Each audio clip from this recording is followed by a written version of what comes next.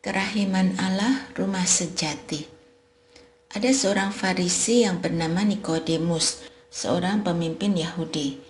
Ia datang pada waktu malam kepada Yesus dan berkata, "Rabi, kami tahu bahwa Engkau datang sebagai guru yang diutus Allah, sebab tidak ada seorang pun yang dapat mengadakan tanda-tanda yang Engkau adakan itu, jika Allah tidak menyertainya."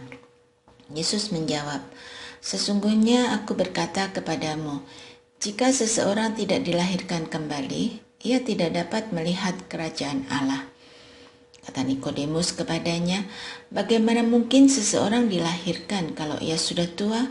Dapatkah ia masuk kembali ke dalam rahim ibunya dan dilahirkan lagi?"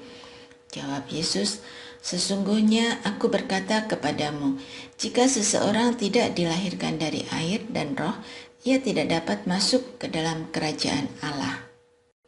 Apa yang dilahirkan secara jasmani bersifat jasmani, dan apa yang dilahirkan dari roh bersifat rohani. Janganlah heran karena aku berkata kepadamu, kamu harus dilahirkan kembali. Angin bertiup kemana ia mau, dan engkau mendengar bunyinya, tetapi engkau tidak tahu dari mana ia datang atau kemana ia pergi. Demikianlah halnya dengan tiap-tiap orang yang lahir dari roh." Kata Nikodemus kepadanya, "Bagaimana mungkin hal itu terjadi?" Jawab Yesus, "Engkau guru orang Israel, dan engkau tidak mengerti hal-hal itu? Sesungguhnya aku berkata kepadamu, kami berbicara tentang apa yang kami ketahui, dan kami bersaksi tentang apa yang kami telah lihat. Tetapi kamu tidak menerima kesaksian kami. Kamu tidak percaya waktu aku berbicara kepadamu tentang hal-hal duniawi. Bagaimana kamu akan percaya kalau aku berbicara kepadamu tentang hal-hal surgawi? Tidak ada seorang pun yang telah naik ke surga selain Dia yang telah turun dari surga, yaitu Anak Manusia.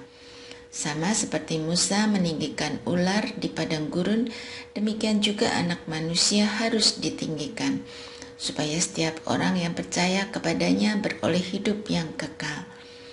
Karena begitu besar kasih Allah akan dunia ini, sehingga Ia telah mengaruniakan anaknya yang tunggal, supaya setiap orang yang percaya kepadanya tidak binasa, melainkan beroleh hidup yang kekal.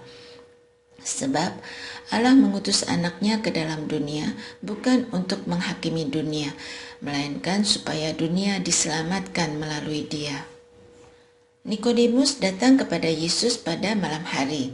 Ia seorang guru, seorang pemimpin rohani, seseorang yang terbiasa memberi jawaban.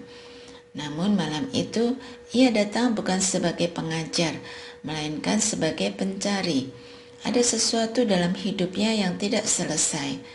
Ada simpul batin yang tidak bisa ia uraikan sendiri. Yesus tidak menjawab Nikodemus dengan uraian teologis yang rapi.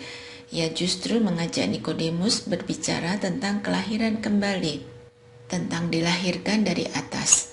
Sebuah gambaran yang membingungkan, bahkan menggelisahkan. Kembali ke rahim bukanlah gambaran yang nyaman. Rahim adalah ruang gelap, sunyi, dan penuh ketergantungan.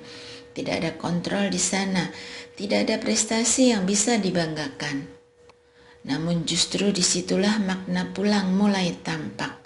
Pulang berarti berani mengakui keterbatasan. Pulang berarti masuk kembali ke dalam kasih yang tidak bisa kita kendalikan. Pulang berarti mempercayakan diri sepenuhnya kepada Allah sebagai sumber kehidupan. Kisah Nikodemus tidak ditutup dengan perubahan instan. Tidak ada klimaks dramatis. Ia pulang dengan membawa pertanyaan yang belum selesai.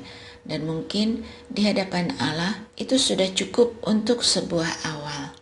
Pertanyaan refleksi. 1. Dalam bagian hidup apa saya sedang merasa kuat di luar tetapi sesungguhnya lelah di dalam?